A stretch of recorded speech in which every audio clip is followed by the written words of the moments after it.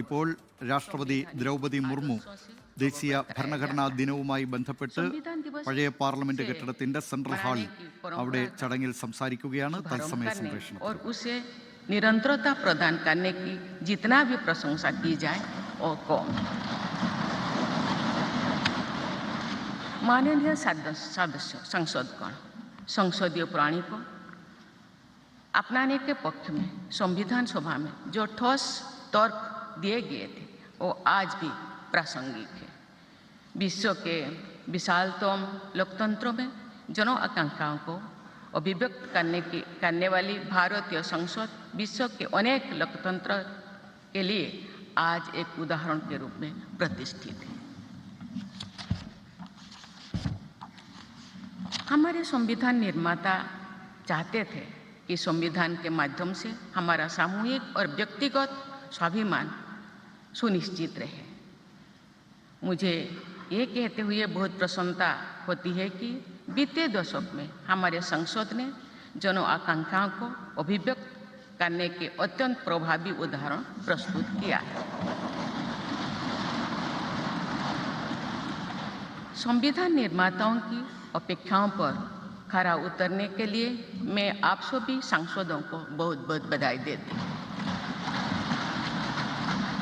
साथ ही कृतज्ञ राष्ट्र की ओर से मैं संविधान सभा के परम सम्मानीय सदस्यों की स्मृति में सादर नमन करती हूँ।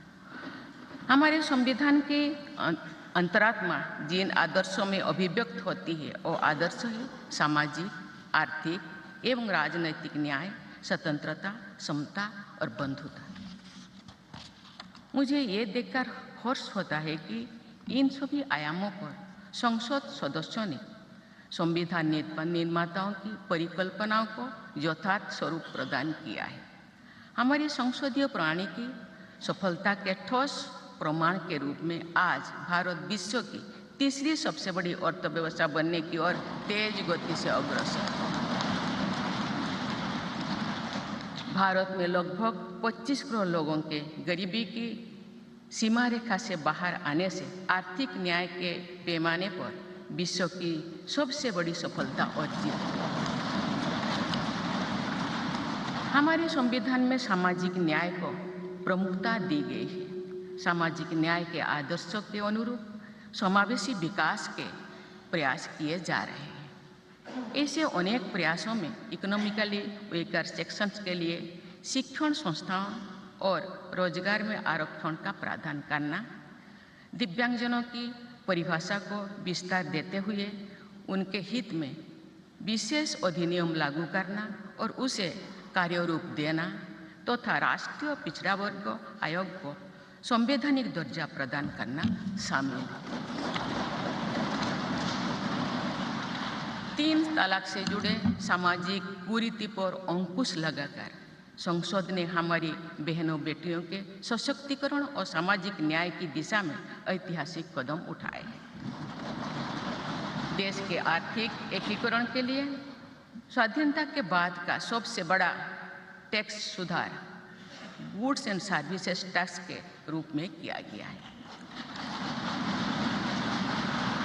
आर्टिकल 370 के प्रावधानों को निरस्त करके देश के समग्र राजनैतिक एकीकरण के मार्ग में बाधक बने हुए अवरोध को दूर किया गया।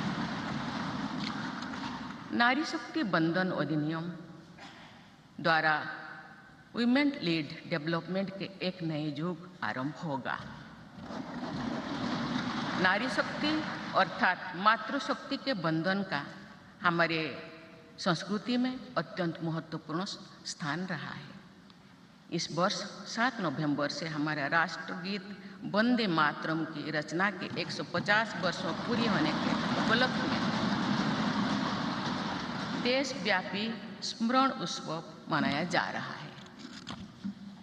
ये स्मरण उत्सव भारत माता को समृद्ध, सशक्त और आत्मनिर्भर बनाने का संकल्प का अवसर है।